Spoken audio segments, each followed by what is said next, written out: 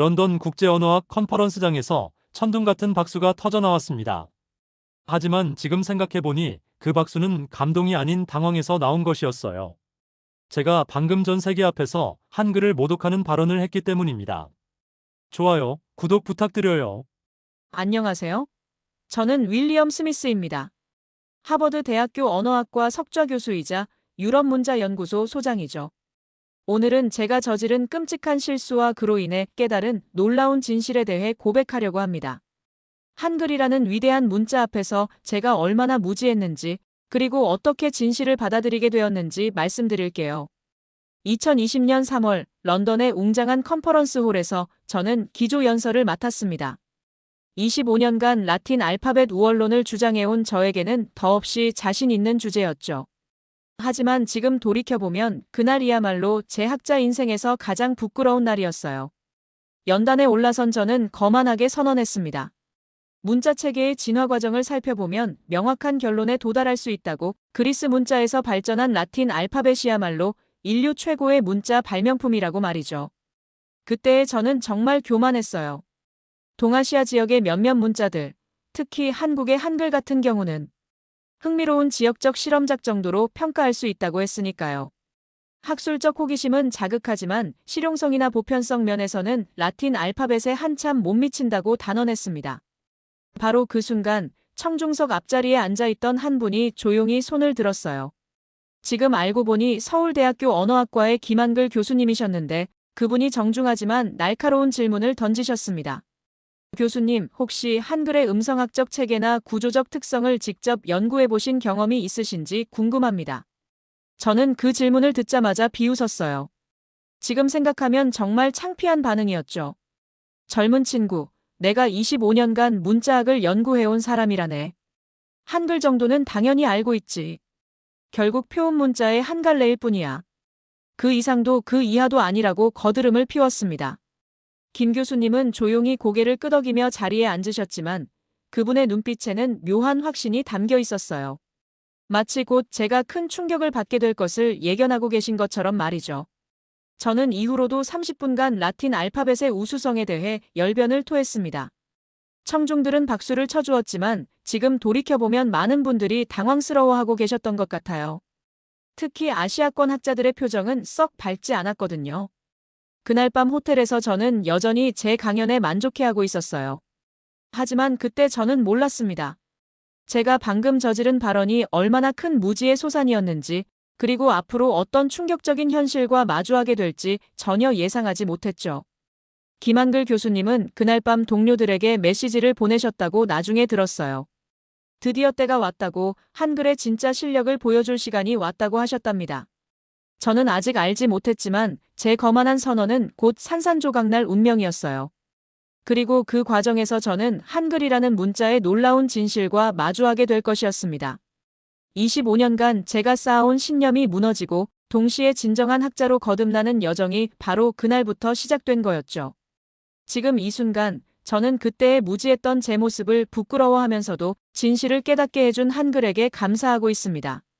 앞으로 들려드릴 이야기를 통해 여러분도 저와 함께 한글의 놀라운 세계를 경험해 보시기 바랍니다. 런던 컨퍼런스에서 돌아온 지 한 달 후, 저는 인생에서 가장 충격적인 소식을 듣게 되었습니다. 제가 그토록 우월하다고 믿었던 라틴 알파벳이 한글 앞에서 완전히 무력해진다는 사실을 알게 된 거죠. 그날은 평범한 화요일 오후였어요. 저는 하버드 연구실에서 논문을 정리하고 있었는데 갑자기 구글 AI 연구소에서 연락이 왔습니다. 제가 문자학 전문가로서 자문을 구해달라는 내용이었죠. 처음에는 별것 아닌 일상적인 협력 요청이라고 생각했어요. 구글 본사에 도착한 저는 AI 언어 처리팀의 브리핑룸으로 안내받았습니다. 그곳에서 젊은 연구원 한 명이 저에게 놀라운 보고서를 건네주었어요.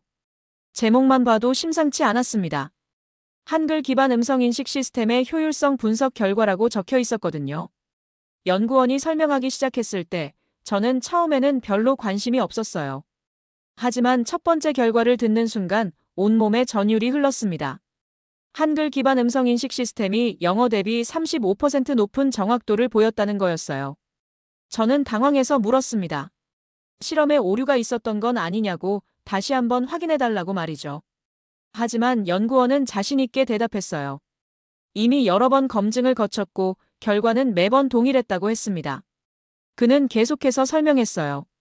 한글의 자음과 모음 분리 구조가 기계학습에 최적화되어 있다는 거였죠. 특히 발음 기호와 문자의 일치율이 놀라울 정도로 높다고 했습니다. 컴퓨터가 한글을 처리할 때는 마치 수학 공식을 풀듯이 논리적으로 접근할 수 있다는 설명이었어요. 저는 그 말을 들으면서도 믿기지 않았습니다. 어떻게 600년 전에 만들어진 문자가 21세기 인공지능 기술과 이렇게 완벽하게 맞아떨어질 수 있단 말인가요? 분명히 어딘가에 오류가 있을 거라고 생각했어요. 하지만 연구원은 더욱 구체적인 데이터를 보여주었습니다. 한글의 경우 음성을 텍스트로 변환할 때 거의 1:1 대응이 가능하다는 거였어요. 반면 영어는 같은 소리라도 철자가 다르거나 같은 철자라도 발음이 다른 경우가 너무 많아서 AI가 혼란을 겪는다고 했습니다. 예를 들어 영어의 OUGH라는 철자는 러프, 도, 스루, 카프에서 모두 다르게 발음되죠. 하지만 한글은 보이는 대로 읽으면 되니까 AI에게는 훨씬 간단한 규칙인 거예요. 저는 그날 밤 연구실로 돌아와서 처음으로 한글을 진지하게 들여다보기 시작했습니다. 25년간 문자학을 연구하면서도 한글에 대해서는 피상적으로만 알고 있었다는 사실을 깨달았어요. 한글의 창제 원리를 자세히 살펴보니 놀라운 사실들이 하나씩 드러났습니다.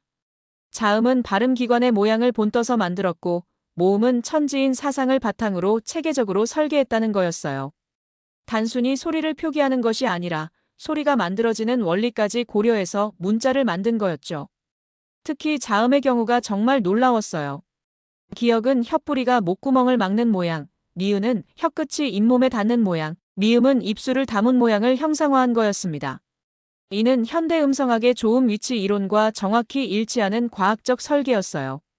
저는 밤늦게까지 한글 관련 자료를 뒤지면서 점점 더 경악하게 되었습니다. 어떻게 15세기에 이런 체계적이고 과학적인 문자를 만들 수 있었을까요? 세종대왕과 지편전.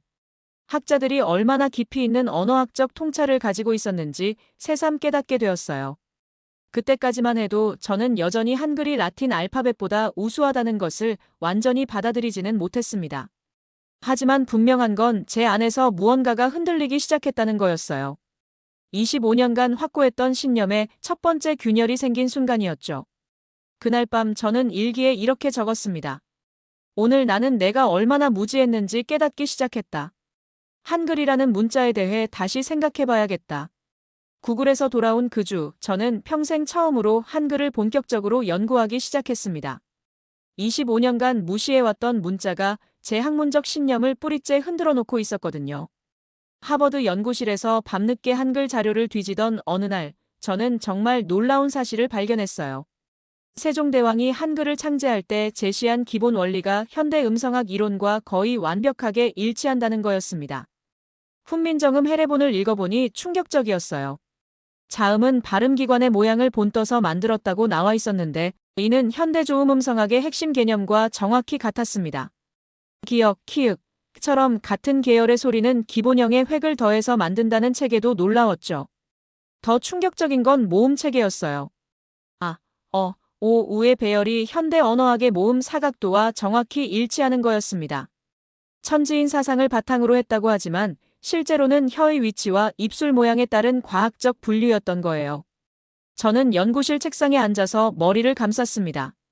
어떻게 600년 전에 이런 정교한 언어학적 분석이 가능했을까요?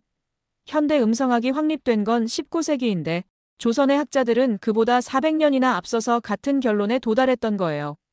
특히 충격적이었던 건 한글의 표기 방식이었습니다. 자음과 모음을 따로 쓰는 게 아니라 음절 단위로 조립해서 쓴다는 점 말이에요. 이는 인간의 언어 인식 과정과 정확히 일치하는 방식이었습니다. 우리가 말을 들을 때도 음절 단위로 인식하거든요. 그날 밤 저는 처음으로 한글로 제 이름을 써보았어요. 윌리엄 스미스를 윌리엄 스미스라고 적어보니 발음과 완벽하게 일치하는 게 신기했습니다. 영어로는 윌리엄 스미스인데 실제 발음과는 거리가 있잖아요. 며칠 동안 더 자료를 찾아보니 한글의 또 다른 장점들이 보이기 시작했어요. 디지털 시대에 완벽하게 적합한 구조라는 거였죠. 키보드 입력도 효율적이고 폰트 디자인도 쉽고 화면 표시도 깔끔했습니다. 특히 인상적이었던 건 한글의 확장 가능성이었어요. 기본 자모만 알면 어떤 외국어든 표기할 수 있다는 거였습니다. 실제로 일부 언어학자들이 한글로 아프리카 언어를 표기하는 실험을 했는데 놀라운 성과를 보였다고 하더라고요.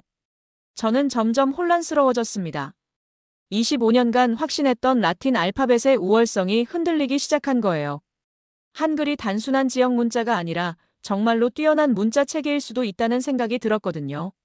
하지만 여전히 완전히 받아들이지는 못했어요. 라틴 알파벳의 세계적 보급력과 역사적 축적은 분명히 큰 장점이라고 생각했거든요. 한글이 과학적으로 우수할 수는 있어도 실용적 측면에서는 여전히 라틴 알파벳이 앞선다고 믿고 싶었습니다. 그런 제게 또 다른 충격이 기다리고 있었어요. 며칠 후 케냐에서 온 편지 한 통이 제 모든 생각을 바꿔놓을 거라는 걸 그때는 전혀 몰랐죠. 한글 연구에 몰두하던 어느 금요일 오후, 제 연구실로 뜻밖의 편지가 도착했습니다. 케냐 교육부에서 보낸 공식 자문 요청서였어요. 문해교육 개선 방안에 대한 전문가 의견을 구한다는 내용이었죠. 저는 이를 좋은 기회라고 생각했습니다. 아프리카 현지에서 라틴 알파벳의 실용성을 직접 확인할 수 있을 거라고 믿었거든요. 한글에 대한 의구심이 커지던 차에 라틴 알파벳의 우수성을 재확인하고 싶었어요. 케냐에 도착한 저는 나이로비 시내의 여러 교육기관을 둘러보았습니다. 하지만 현실은 제 예상과 달랐어요. 영어 기반 문해교육의 효과가 생각보다 낮았거든요. 성인 학습자들이 영어 알파벳을 익히는데 상당한 어려움을 겪고 있었습니다. 케냐 교육부 담당관이 저에게 설명했어요. 스와힐리어 화자들에게 영어 철자법은 너무 복잡하다고 했습니다. 같은 소리가 여러 철자로 표기되고 같은 철자가 여러 소리로 발음되는 경우가 많아서 혼란스럽다는 거였죠. 바로 그때였습니다. 담당관이 저에게 특별한 곳을 보여주겠다고 했어요. 나이로비 외곽의 한 교육센터로 안내받았는데 그곳에서 저는 평생 잊을 수 없는 광경을 목격했습니다. 한국의 NGO가 운영하는 한글 문해교실이었어요. 처음에는 믿기지 않았습니다. 아프리카에서 한글을 가르친다니요? 하지만 교실 안에서 벌어지는 일은 더욱 충격적이었어요. 일주일 전까지 글을 전혀 모르던 성인들이 한글로 자신의 이름을 쓰고 있었거든요. 50대 여성이 떨리는 손으로 마리아라고 적는 모습을 보며 저는 소름이 돋았습니다. 그분은 평생 처음으로 자신의 이름을 직접 쓴 거였어요. 한국인 교사가 저에게 설명해 주었습니다. 한글은 스와힐리어와 놀랍도록 잘 맞는다고 했어요. 스와힐리어의 모든 소리를 한글로 정확하게 표기할 수 있고 발음과 표기가 1대1로 대응된다는 거였죠. 저는 직접 수업을 참관해 보았어요. 교사가 미음, 아, 리을, 이, 이응, 아를 조합해서 마리아를 만드는 과정을 보여주자 학습자들이 금세 이해하는 게 보였습니다. 블록을 조립하듯 쉽게 글자를 만들 수 있다는 게 신기했나 봐요.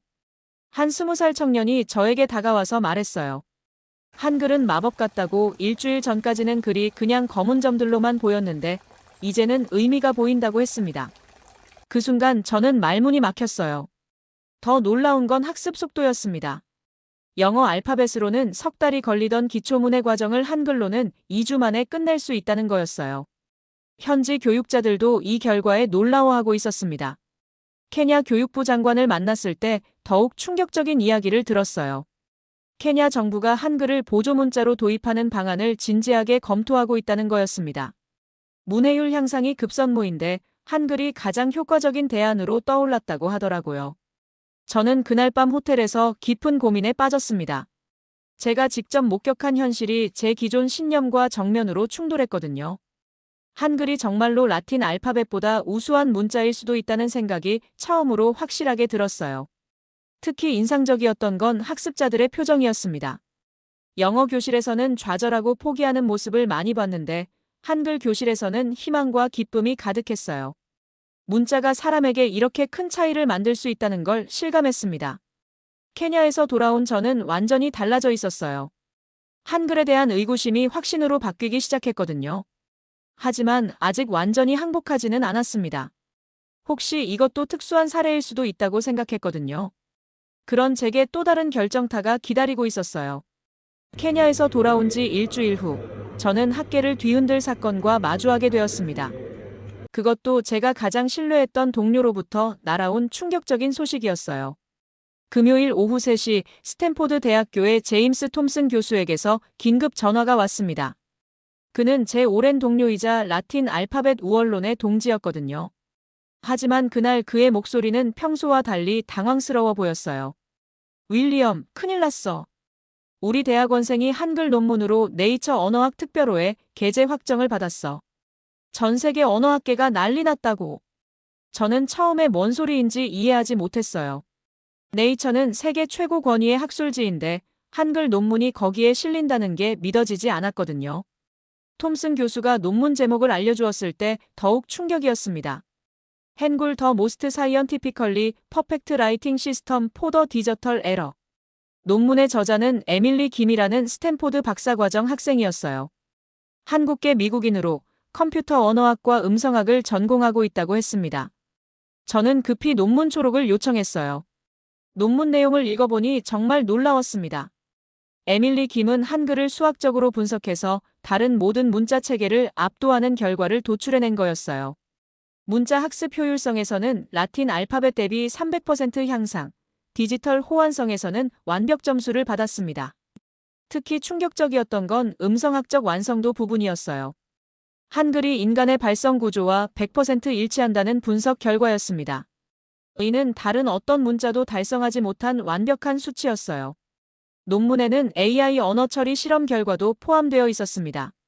한글 기반 자연어 처리 시스템이 영어나 중국어 시스템보다 현저히 우수한 성능을 보였다는 거였죠. 특히 음성 인식과 기계 번역에서 압도적인 차이를 보였다고 했어요. 저는 그 논문을 읽으면서 점점 절망감을 느꼈습니다. 제가 25년간 쌓아온 모든 연구가 한순간에 무너지는 기분이었거든요. 에밀리 김이 제시한 데이터들은 반박할 수 없을 정도로 과학적이고 객관적이었어요. 더 충격적인 건 논문의 결론 부분이었습니다. 에밀리 김은 한글이 인류가 만든 가장 완벽한 문자 체계라고 단언했어요. 그리고 미래의 글로벌 의사소통을 위해서는 한글을 표준으로 고려해야 한다고 주장했습니다. 톰슨 교수는 전화에서 이렇게 말했어요. 윌리엄, 이 논문 때문에 전 세계 언어학자들이 우리에게 질문 폭탄을 던지고 있어. 우리가 그동안 주장해온 라틴 알파벳 우월론에 대한 반박을 요구하고 있다고. 저는 그날 밤 잠을 이룰 수 없었습니다. 에밀리 김의 논문을 여러 번 읽어봤지만 어디서도 반박할 지점을 찾을 수 없었거든요. 모든 데이터가 한글의 우수성을 뒷받침하고 있었어요. 특히 인상적이었던 건 논문의 역사적 고찰 부분이었습니다. 세종대왕이 한글을 만들 때 추구했던 백성이 쉽게 배울 수 있는 글자라는 철학이 현대 언어학의 이상과 정확히 일치한다는 분석이었어요. 월요일 아침, 저는 하버드 동료들과 긴급 회의를 가졌습니다. 모두들 에밀리 김의 논문에 대해 이야기하고 있었어요. 어떤 교수는 논문에 오류가 있을 거라고 했지만 네이처의 까다로운 심사를 통과한 논문을 쉽게 반박하기는 어려웠습니다. 그날 오후 저는 처음으로 공개적으로 인정했어요. 제 연구실 조교들 앞에서 이렇게 말했습니다. 아마도 우리가 한글에 대해 심각하게 과소평가했을 수도 있겠다. 하지만 저는 아직 완전히 항복하지 않았어요. 마지막으로 한 번 더 반박을 시도해보고 싶었거든요. 그래서 BBC 인터뷰 요청을 받아들이기로 했습니다. 전 세계를 향해 제 입장을 밝히고 싶었어요. 그것이 제 인생 최대의 실수가 될 줄은 그때 몰랐죠. BBC 스튜디오에 들어서는 순간 저는 이것이 제 학자 인생의 마지막 전투라는 걸 직감했습니다. 25년간 쌓아온 신념을 지켜내느냐 아니면 진실 앞에 무릎을 꿇느냐의 기로에 서 있었거든요. 인터뷰 진행자는 BBC의 베테랑 기자인 사라 존슨이었어요. 그녀는 날카로운 질문으로 유명한 사람이었죠. 카메라가 돌아가기 시작하자 그녀가 첫 질문을 던졌습니다. 교수님, 최근 스탠포드 대학의 연구 결과가 한글의 과학적 우수성을 입증했다고 하는데 이에 대한 견해를 듣고 싶습니다. 저는 미리 준비한 답변으로 응수했어요. 한글이 기계적으로나 수학적으로 우수할 수는 있다고 인정했습니다. 하지만 문자는 단순히 과학성만으로 평가할 수 없다고 강조했죠. 라틴 알파벳이 가진 2000년의 역사와 문화적 깊이, 그리고 전 세계적 보급력은 여전히 큰 장점이라고 주장했어요. 사라 존슨은 고개를 끄덕이며 듣더니 예상치 못한 반격을 했습니다. 하지만 교수님께서 평생 주장해오신 문자의 민주성이라는 관점에서 보면 어떨까요? 누구나 쉽게 배울 수 있는 문자야말로 진정한 민주적 문자 아닐까요? 그 순간 저는 말문이 막혔어요. 제가 박사 논문부터 시작해서 평생 주장해온 핵심 이론이 바로 문자의 민주성이었거든요. 모든 사람이 평등하게 접근할 수 있는 문자가 좋은 문자라고 줄곧 말해왔는데 한글이 바로 그런 문자였던 거예요. 사라 존슨은 계속해서 날카로운 질문을 던졌습니다. 더구나 세종대왕이 한글을 창제할 때의 철학이 정확히 그런 것이었다고 하지 않습니까? 백성이 쉽게 배워서 뜻을 표현할 수 있게 하자는 건 말이에요. 저는 당황해서 다른 논리를 펼쳐보려 했어요. 하지만 제가 무엇을 말하든 모순이 드러날 뿐이었습니다. 제 자신이 만든 이론의 틀에 제가 갇혀버린 거였죠. 더 치명적인 질문이 이어졌어요. 교수님은 아프리카에서 한글 교육 현장을 직접 보고 오셨다고 들었는데 그곳에서 목격한 것은 무엇이었나요? 저는 정직하게 대답할 수밖에 없었어요. 일주일 만에 글을 깨친 성인들, 영어로는 석 달이 걸리던 과정을 2주 만에 끝낸 사실들을 인정했습니다. 하지만 여전히 이것이 특수한 사례일 수도 있다고 주장했어요. 사라 존슨이 마지막 일격을 가했습니다. 교수님께서 25년간 연구해 오신 결론은 결국 무엇입니까? 모든 사람이 쉽게 배울 수 있고 과학적으로 완벽하며 디지털 시대에 최적화된 문자가 있다면 그것을 인정하는 것이 진정한 학자의 자세 아닐까요? 그 순간 저는 완전히 무너졌어요. 더 이상 반박할 논리가 없었거든요. 제가 평생 추구해온 학문적 가치들이 모두 한글을 지지하고 있었으니까요. 인터뷰가 끝나고 스튜디오를 나서면서 저는 깊은 자괴감에 빠졌습니다. 25년간 제가 뭘 하고 있었던 걸까요? 진정한 학자라면 편견 없이 진실을 추구해야 하는데 저는 서구 중심적 사고에 갇혀서 눈앞의 진실을 보지 못했던 거예요. 그날 밤 하버드 연구실로 돌아온 저는 책상에 앉아서 오랫동안 생각에 잠겼습니다. 제 앞에는 한글 관련 자료들이 산더미처럼 쌓여 있었어요.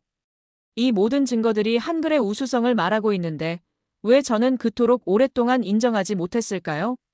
답은 명확했어요. 제 안에 뿌리 깊게 박힌 편견 때문이었습니다. 서구의 것이 우수하다는 선입견, 역사가 오래된 것이 더 가치 있다는 고정관념이 저를 진실로부터 멀어지게 했던 거죠. 저는 그날 밤 중요한 결정을 내렸습니다. 더 이상 헛된 고집을 부리지 않겠다고, 진실 앞에서 겸손해지겠다고 다짐했어요. 진정한 학자라면 자신의 실수를 인정하고 바로잡을 수 있어야 한다고 생각했거든요. 다음 날 아침 저는 하버드 학과장에게 특별 강연을 요청했습니다. 제 동료들과 학생들 앞에서 25년간의 오류를 시인하고 한글에 대한 새로운 관점을 제시하고 싶었어요. 그것이 제 인생에서 가장 용기 있는 결정이었습니다. 하버드 대학교 언어학과 대강의실에 200여 명의 교수와 학생들이 모였습니다. 모두들 제가 무슨 말을 할지 궁금해하고 있었어요.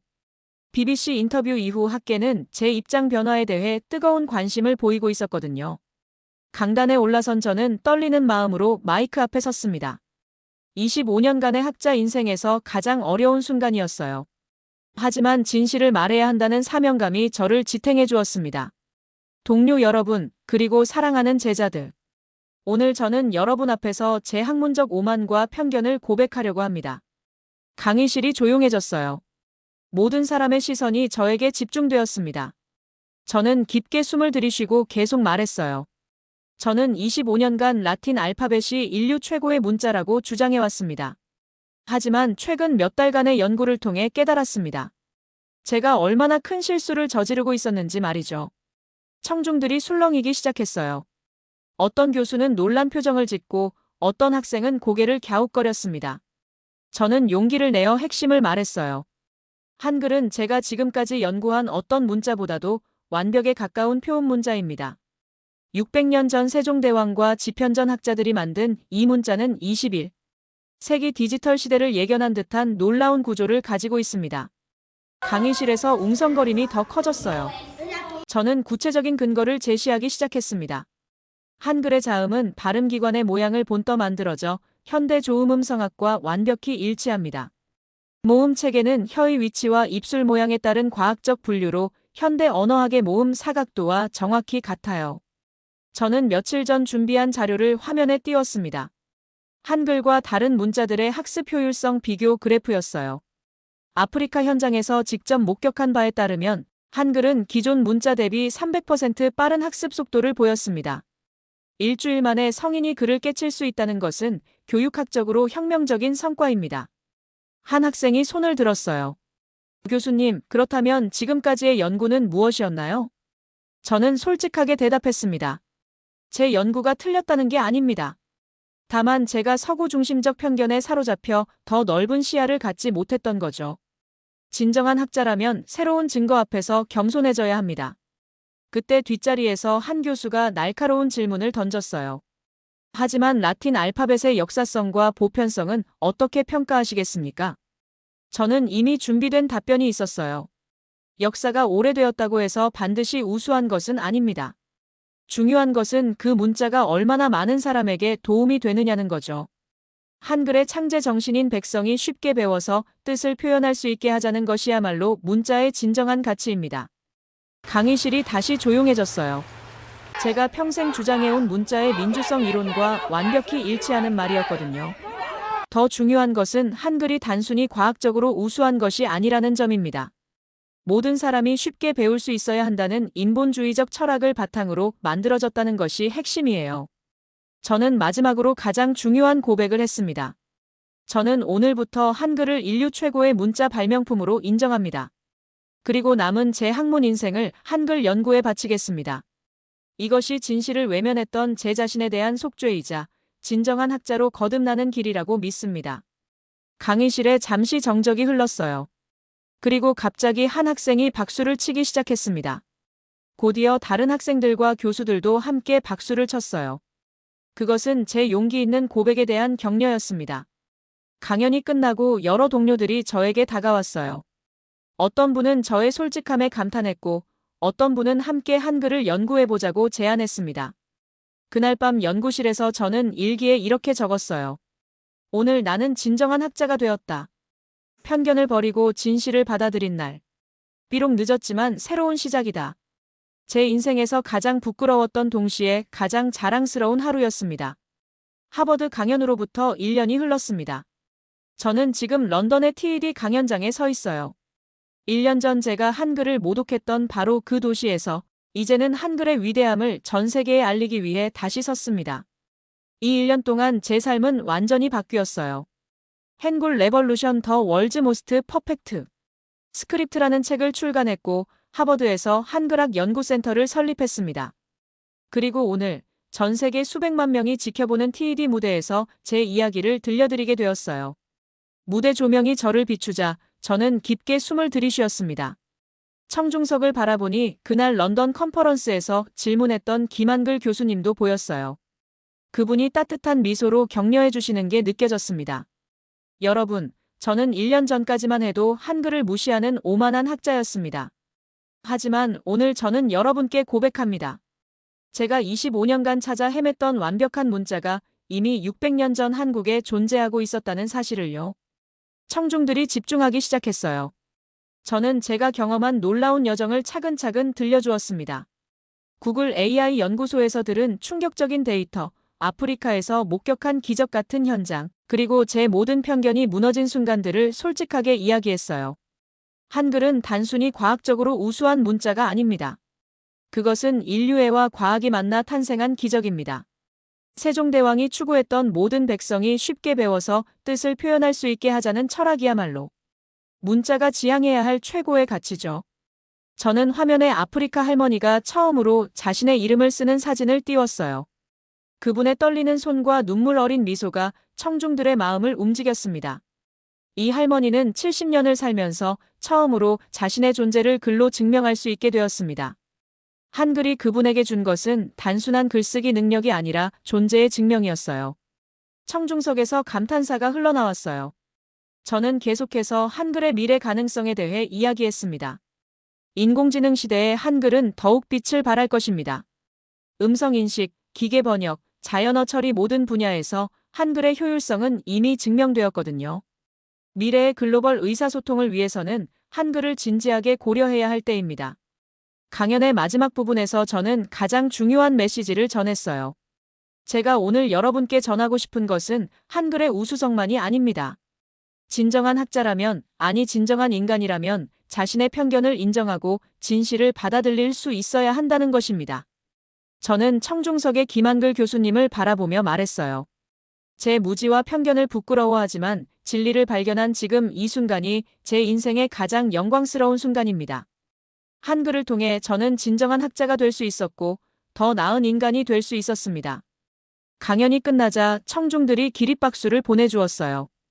그 박수 소리를 들으며 저는 1년 전 이곳에서의 부끄러운 기억을 떠올렸습니다.